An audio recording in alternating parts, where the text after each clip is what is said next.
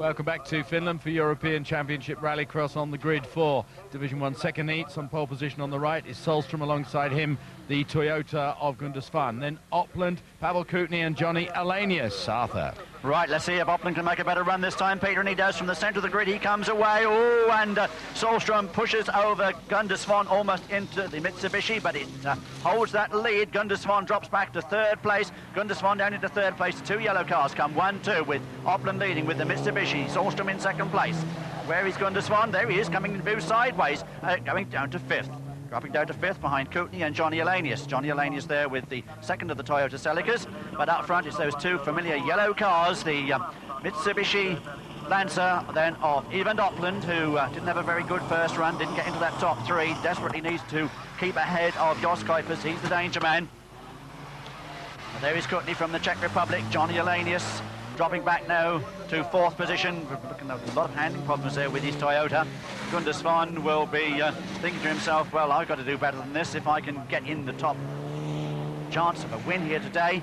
Because remember, Gundusvan still looking for his first past the flag victory, and he's not going to get it if he keeps doing things like this. He did get a win earlier this year, but that was only after the Mitsubishi of Opland was excluded, so he really hasn't taken the checkered flag in the true sense of the word as of yet. This man has, lots of times this year, currently leading the championship then, Even Opland from Norway, looking for his first ever European Championship title. Very talented man. First started in Volvo, big Volvo 240 when I first saw him at Linden Hill, and of course moved to the Sierra Cosworth in Group A, then went to Group N with the Nissan Sunny GT-IR, but has had more success with this Mitsubishi than perhaps any car that he's ever driven.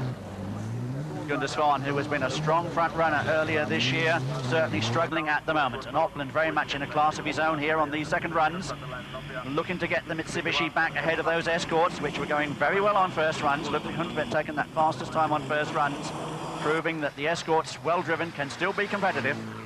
And we're waiting for the leading one. There it is in this race, driven still by Sweden's Solstrom, but it's Norway's Mitsubishi driver, Even Opland, then on his last lap. Looking to take a fairly comfortable victory here, I would think, as they switch from loose to tarmac. A bit difficult to decide which is the more slippery of the two here at the moment, the loose or the tarmac, because it is so wet around this circuit. There is Kutny from the Czech Republic in third place. That's Gundusvan coming towards us, skating around as if he was back on his skis once again. Former Olympic ski champion, finding life very torturous here at the moment. But Opland certainly looking very, very good as he comes round the corner. There you can see to the left of your picture the checkered flag being waved, and the two yellow cars come 1-2 with Opland home from Solstrom, who indeed looked as though he was closing in the closing stages of that race. On to our next heat then. On pole position we've got Ludwig Hundsberg. Alongside him, the man we're now calling Danger Man, Jos Kuipers, who's the only man who can really challenge for the title now. Alongside him, Lineman. Then the other Toyota of Carlson, which is a little bit the worse for wear at this stage in the season. And on the left-hand side, the Subaru Legacy of Nordgaard. Yes, Peter, if Hundsberg can get the fastest time in this one, he's going to sit on pole for the A final. But in these very treacherous conditions here at Hämeenlinna, it's anybody's guess who is going to take victory and who is going to win. And at the moment is Jos Kuipers who's come through. Jos Kuipers, Carlson up into second place. Carlson in second place. Hundsberg goes back into third. Then comes Jan-Willy Nordgaard, and Bernd Lineman is at the end of the order. Well, that's the man who was runner-up in the championship last year. His torrid season continues, and it is now the young Dutchman then, Jos Kuipers, leading this one from Ingvar Carlson from Sweden. Third from Norway is the man who was fastest on those first runs in the Ford Escort, and that is Ludwig Hundsberg. But Jos Kuipers it is. And it's noticeable that the Mitsubishis are going much better on these second runs than they did on first, because Kuipers didn't get a lead during his first heat, and certainly Opland didn't get a very good time during his first heat, so I don't know if there's anything being sorted out on the cars during the interval, but they're certainly going much, much better on this occasion. And Jan-Willy Nordgaard there with the Subaru Legacy still holding off Bernard Lineman. Lineman with the Flippertech Escort, trailing the order, but up front it is still the young man from Best in the Netherlands, Jos Kuipers, the Dutch champion of 1995, coming through here, leading this one, still with Ingvar Carlson, Gundusvan's teammate, in second place. Still in third place, Ludwig Hundsberg, and it's between those three now as Lineman still trails Jan-Willy Nordgaard. So Carlson is really getting in the thick of it now, trying to get the Toyota up with the Mitsubishi. And there, Peter, you can see three classic examples of the three leading cars in this Group N category.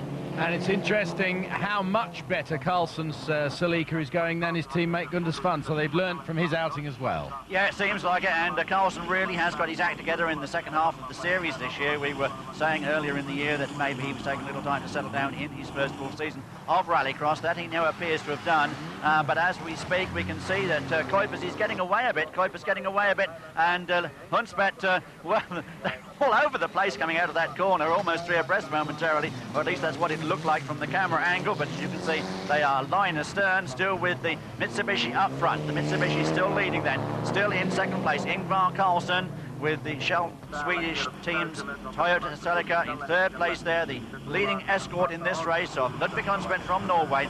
But it is Jos Kuipers coming through, and the man who can still clinch the championship if he can do very, very well in the three remaining rounds of this championship of 1995, and he does well enough here to take the checkered flag and win that one from Ingvar Carlsson with Ludvig Huntsbeth in third. And what a mature start that was from the young Dutchman, straight away from the line, focused and just kept ahead of the others and barged them out of the way. That was a good win. Right, we move on to our Division 2 second heats now, and lined up on the grid, we're looking for a better run this time from Will Gollop. Alongside him is the Saab of Anders Nordstedt, who had a pretty lousy first outing, and he'll be looking to improve his performance. The big Audi of Sune Andersson alongside him, mudded up, and then local driver Marksu Larkso making up the running order. Well, Will Gollop really ought to take this one quite comfortably, Peter. If he doesn't, there's something very, very wrong somewhere, as he comes off pole with the Peugeot 306 T16 powered device, and it is indeed Will Gollop leading this one. Anderson in second place and Nordstedt in third, and that is the order I think that most people would have placed these cars if they've been asked to do so. And as they go away, Will then extending his advantage over the senior driver from Sweden, Tony Anderson. Consistent runner this year Anderson has been, but still of course looking for a victory, which I think he's going to be very, very lucky to find with that car. Likewise, Will Gollop still looking for his first victory with the Peugeot. The 1992 European champion comes away leading this one, and Nordstedt coming up for the ever-improving Saab, closing right in on Sune Andersson. That's a good run from Anders Nordstedt. That's showing good form, because Andersson's been pretty quick this year with the Audi, and Anders Nordstedt giving him a very good race there as they go over the brow. We've left Marco Larkso some way behind, but there is Will Gollop. Oh, the Peugeot looking very, very twitchy on what is now a fairly bumpy loose section there. Will's car carrying a bit of support from Dutch Racing Promotions, which is a company owned by Hans de Pas, former Rallycross driver whose Metro 6R4 used to be prepared by Will Gollop's team themselves. But problems here for Anders Nordstedt, and the man from Sweden is effectively out of this race now as Will Gollop comes on his way. Now he's going to take a comfortable victory here, Peter, but of course time is the critical thing. Well, Gollop's time there was 2:41.36, Arthur, and that was 5 seconds slower than Hansen's earlier heat times, so not a very good run for him. Skanker on pole position, alongside him Jean-Luc Payet, looking relaxed and gallically concentrated as always. Skogstad next to him, and then we've got Martin Iversen and the brightly coloured JDK car of Camille Verrieken. Yeah, well, if Payet wants to continue helping Kenneth Hansen, there's no better opportunity now than to beat Martin Skanker. Can he do it? As they edge away, it looks as though he might just be in the lead. No, coming away from pole, it is Martin Skanker leading this one then, from Jean-Luc in second place, Martin Iversen third, Skogstad in fourth, and Camille Verrieken completes the 5 cars as they come down onto the tarmac round this long, fast right-hander, and up and over the hill they go. In fact, yes, there is Verrieken in the JDK car, but it is Martin Skanker up front. Martin Skanker leading this one then from Jean-Luc Payet. The weather conditions looking a little bit better now. No wipers going, you can see on the lead cars, just those behind keeping their windscreens clear. And the much improved Martin Iversen there, still in third place from his fellow countryman Bjorn Skogstad, with the Belgian driver Verrieken coming through in fifth. But it's Norway 1, France in second place with Jean-Luc Paye with the Citroën Xantia 4x4 turbo. Remember, these cars may look like very much the cars that you drive down the high street, but of course they have all got four-wheel drive with transmission systems, and they've all got very sophisticated turbocharged engines dishing out about 600 brake horsepower, getting the traction down to the ground through the four-wheel drive system, and looking very, very quick indeed. And Skogstad right under the rear spoiler there of Martin Iversen. Can't find a way through. Iversen, I would think, would be recognised as probably the most improved driver in European Rallycross this year. Not just quick on occasions, but consistently quick now, as of course this man has always been. Martin Skanker coming through then, 4 times European champion, looking for his 5th championship title this year. Brings the RS 2000 over the top of the brow. Jean-Luc going with him. Iversen still 3rd. Skogstad 4th. The winner in Portugal. Skogstad looking to try and get a place in the A final, but certainly will do no better than, I would think, a low placing in the A final with a result like he's obtaining at the moment. Martin Skanker looking to take fastest time on these second runs, of course, and that would then make him and Kenneth Hansen equal on qualifying points, and it would be 3rd runs that would decide who would be the pole sitter. It's surely going to be one of these 2 guys, I would think. And it is still Martin Skanker in the improving conditions, coming away, getting away from Jean-Luc.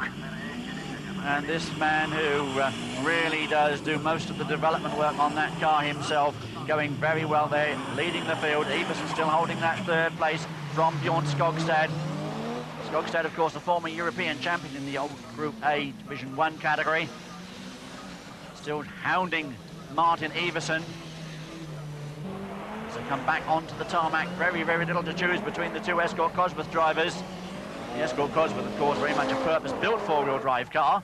The leading car's converted to 4-wheel drive, and there is the lead car, the RS 2000 then of Martin Skanker, coming away to surely take a comfortable victory here from the 1993 European champion. Jean-Luc Paye there in the 2nd place. And Martin Skanker it is, little puff of smoke as the wheels lift over the brow of that hill there. The cars go very, very light indeed. Iversen still hanging on to 3rd place. Skogstad still 4th. There is Kamer Wawrinka with the JDK entry in 5th position. There is the checkered flag. There is Martin Skanker, and he almost goes out of our camera's view to take victory from Jean-Luc in 2nd place, with Iversen still being hounded by Skogstad, hanging on to 3rd. Well, there's a dry line starting to show on the tarmac now, Arthur, and that means I think we're going to see some really fast times coming up. And who better